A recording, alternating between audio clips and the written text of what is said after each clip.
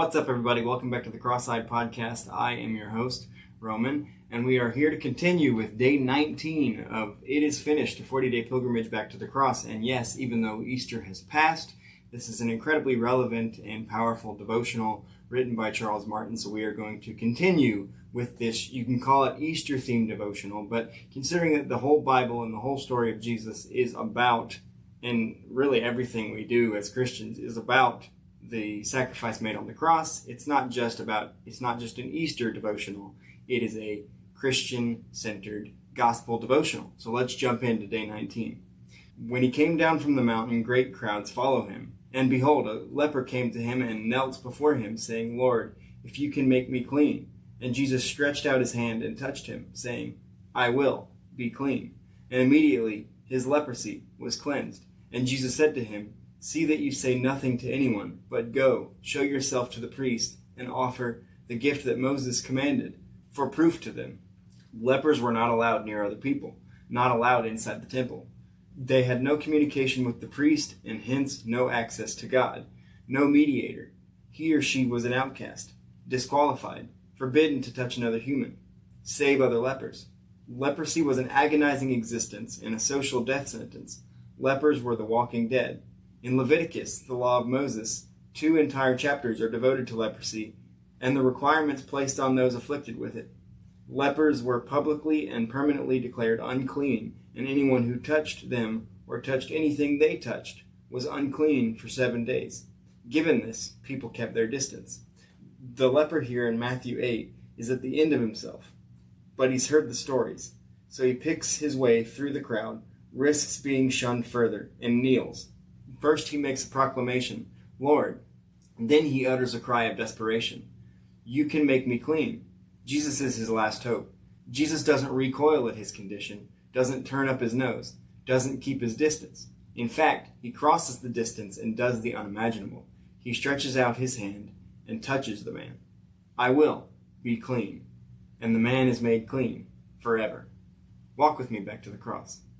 When Jesus said, "I will," he was speaking in the present tense. He was willing in that moment to make the man clean. He was also speaking in the future tense, his will here and now on the cross. Jesus was declaring that then and throughout all eternity, he was and is taking the man's leprosy and all the leprosy of all mankind, and in exchange, he grants inescapable, undeniable, unerasable purity to those who would receive it. And the offer still stands. So hold out your hands. What about you feels unclean, dirty, ingrained into your soul? What about you has kept you on the outside, disqualified? Now, let's take that dirty bird's nest of a memory and offer it up. Scars, sounds, feelings, all of it. And let's give it to the King on the throne, who humbled himself to take your and my place on this cross. It's okay. He's willing. He's not ashamed of you, and you're not a burden. You can be clean, and you can come back tomorrow. No matter your condition, Jesus looks at you, and his response is, "I will." Pray with me. King Jesus, I'm back. It's me. I want to speak your word back to you. It's my foundation. When evening came, they brought to him many who were demon-possessed, and he cast out the spirits with a word, and healed all who were ill. This happened so that what was spoken through Isaiah the prophet would be fulfilled. He himself took our illness and carried away our diseases. Jesus, you did it then, you're doing it now. And when you said tetelestai, you weren't kidding. My sin is finished, no matter how I feel. Nailed to this cross, and I'm leaving all this ugly stuff right here. In and by and through your mercy, you hang there and offer to take from me the worst I have produced. And when I give it to you, you in your unimaginable mercy, give me your purity. You wash me white as snow. You cleanse me. Such knowledge is too wonderful for me, but nevertheless, I receive it. The psalmist said, "Be gracious to me, O Lord. See my affliction from those who hate me. O you who lift me up from the gates of death. For you have not despised or abhorred the affliction of the afflicted, and you have not hidden your face from me, but have heard when I cried to you. Consider my affliction and my trouble, and forgive all my sins. I will rejoice and be glad in your steadfast love, because you have seen my affliction. you have known the distress of my soul. Many are the afflictions of the righteous, but the Lord delivers him out of them all. In Jesus' name.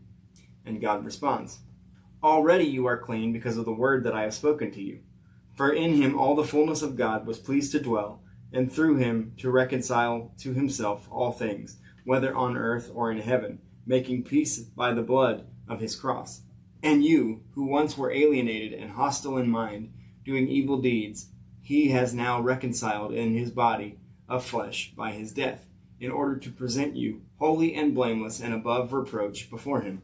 And that brings us to the end of day 19 of It Is Finished, a 40-day pilgrimage back to the cross, written by Charles Martin. Yes, I know it was a short one, but come back next time for day 20. I am Roman Gennaro. This has been the Cross-Eyed Podcast, and I'll see you then.